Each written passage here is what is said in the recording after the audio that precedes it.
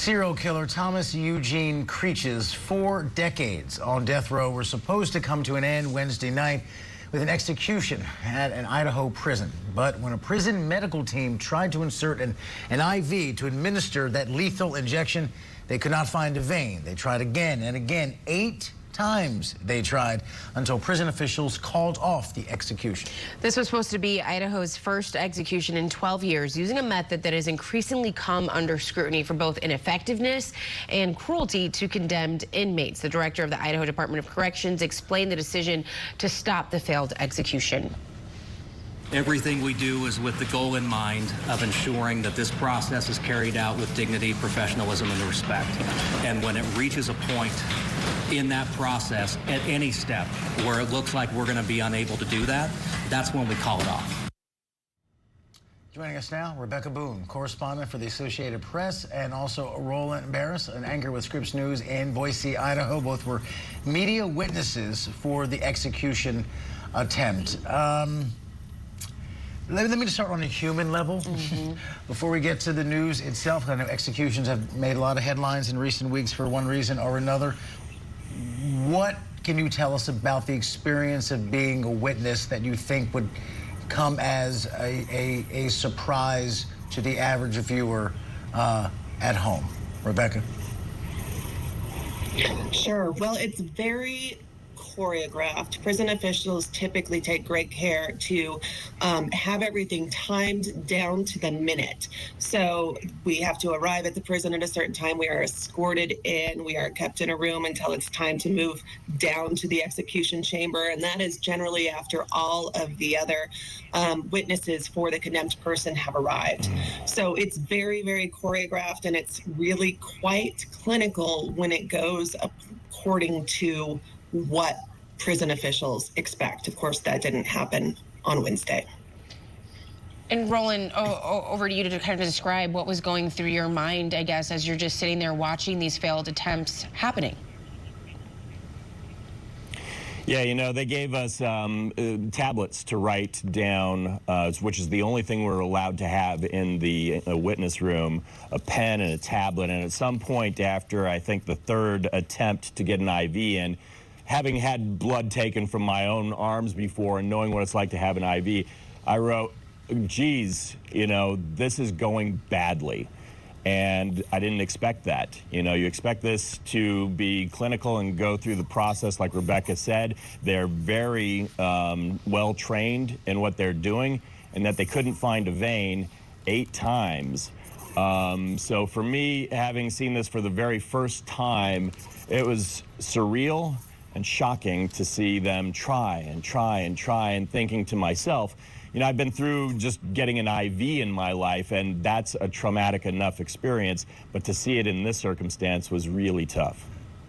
So Rebecca, what is our understanding then of what went wrong here? Because if it's so clinical and so choreographed, then you think it's kind of down to a process, and just finding a vein typically isn't a complicated medical procedure. I mean, it's done routinely, blood work, people having a minor surgery. I mean, it's fairly common. What fell short here? Well, we don't fully know, but we do know that Director Tewalt said after the event that the medical team, is what they call them, the executioners who actually try to insert the IV, were able to locate veins, but they felt that the quality of the vein wasn't sufficient to hold up to an IV. Now, we know from previous court filings by Creech's attorneys that he does have some medical problems, and of course, he's 73 years old. He has type 2 diabetes, for instance, and edema, which can cause swelling. So potentially what could have happened is perhaps the veins blew out. That can happen sometimes when trying to insert an IV, or the veins collapsed because of swelling.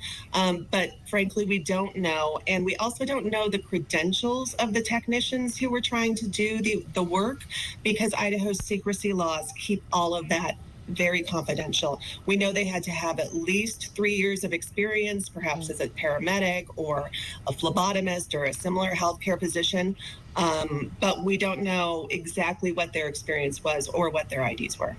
And that's part of the controversy surrounding lethal injection in and of itself, is just the experience level, like you were talking about, Rebecca. So, Roland, do we know when or if they're planning to attempt Creech's execution again, or is this kind of a plan for his attorneys to say, you know what, this was a failed attempt, and we're going to use that as a defense for not putting him through this type of ordeal again?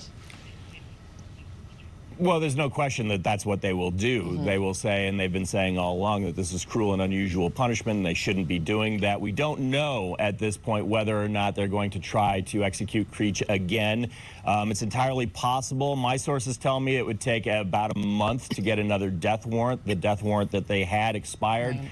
And so it wouldn't be anytime soon if they do. Rebecca, real quick, when you think of states that are less bashful when it comes to the death penalty, you think of Texas, deep South states, Texas, Alabama, and the like. What is Idaho's, generally speaking, track record? Is this the first high-profile kind of misfire that they've had? Yeah, it is. In fact, we've only had 4 lethal injection executions since the 70s. The first was in 1994, and then we had one in 2011 and 2012. All of those, according to witness reports, I only saw the most recent 3, went according to what prison officials expected, in that the inmates died without visible signs of unexpected distress. However, it is worth noting that we did not get to see, the media witnesses did not see the IV insertion in the first 2. AP actually led a coalition of news organizations in 2012 to sue for that right, and we won at the Ninth Circuit just before the 2012 execution. And Roland, real quick, we're out of time. Just finish this sentence for me. In a nation that continues to debate, and has for years, the death penalty, it's important to remember what, based upon your experience last night? That there should be clarity, that the state, if they're going to carry this out in your name, should be open and transparent about everything, and right now they're not. All right. Rebecca Boone, Associated Press Correspondent, and Roland Barris, anchor and reporter with Scripps News Boise. Thank you so much for joining us this morning and your insight and firsthand experience. We appreciate it.